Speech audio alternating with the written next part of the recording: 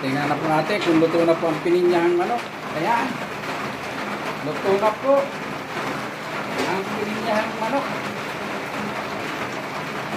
Lambot na po yan. Lagyan na po natin ang sili makupa. Sarap po yan.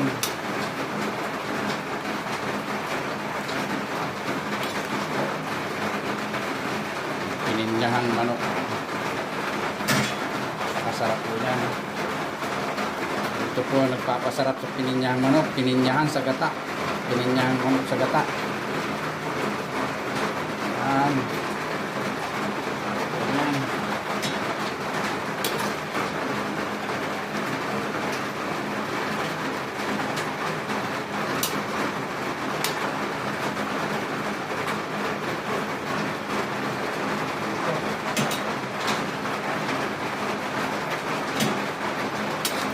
Ang pininyahang manok.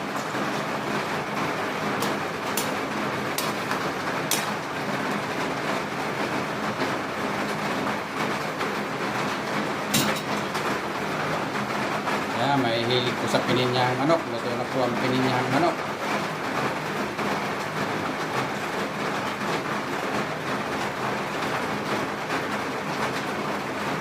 Ito, luto na.